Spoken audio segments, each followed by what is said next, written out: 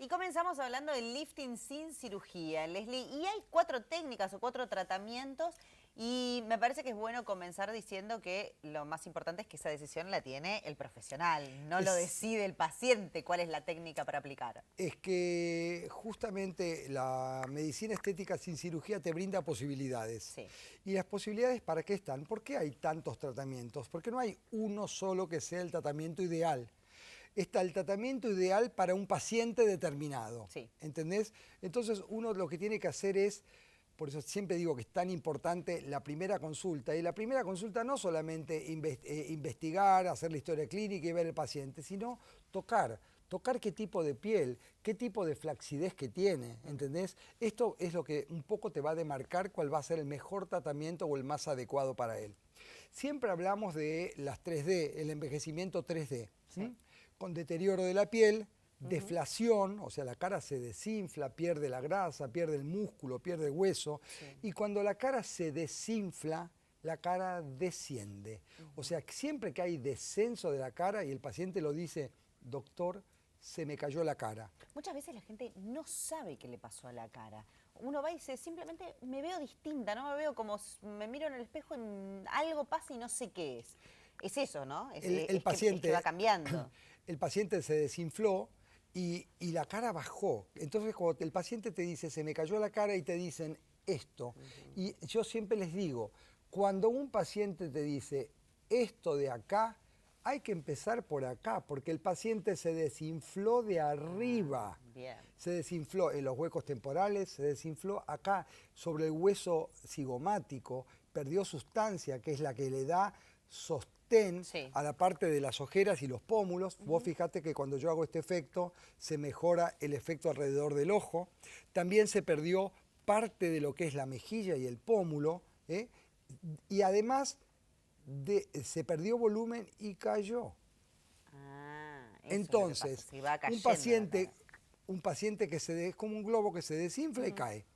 Entonces, un paciente que está desinflado y que está caído, tiene la cara caída, es paciente indicado para hacer, primero, revoluminizarlo con ácido hialurónico, porque si el paciente se desinfló y se cayó, lo primero que hay que hacer es reponer volumen. Bien. Reponer el volumen que se perdió. Y hablo de reponer volumen y no de inflar, que son cosas muy distintas. Te iba a decir, ¿cuántas personas grandes, mujeres grandes y hombres grandes también, uno se da vuelta y los ve y cuando te das cuenta que algo cambió, no es que cambié, decís qué lindo, mirá, se lo ve más rozagante, se lo ve mejor, se lo ve hinchado, se lo ve inflado. No, eso está mal. Y estirado, o sea, uno se da cuenta que se infló y se estiró todo. Bueno, ahí está la combinación de una mala cirugía con un exceso de relleno.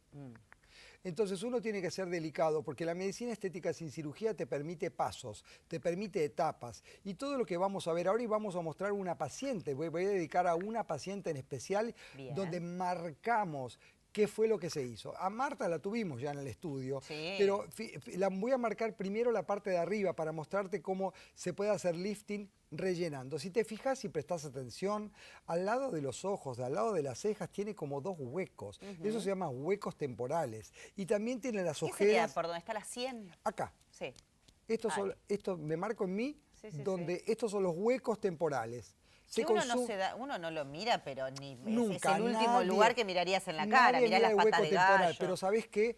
El hueco temporal hace que tu cara, en vez de ser ovalada, pase a ser cadavérica, o sea, hundida, sale la punta del hueso malar y vuelve a hundirse, como es el caso de esta paciente. Sí.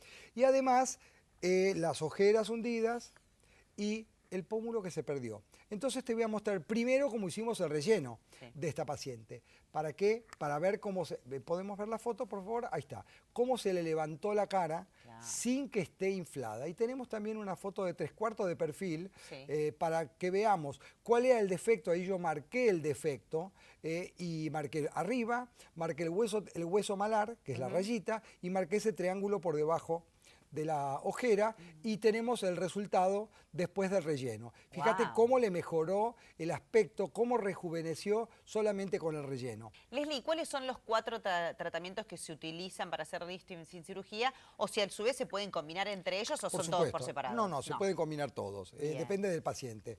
Rellenos, revolumizar la cara, hilos tensores hilos también monofilamentos que van a generar un efecto de colágeno y de sostén también. Bien.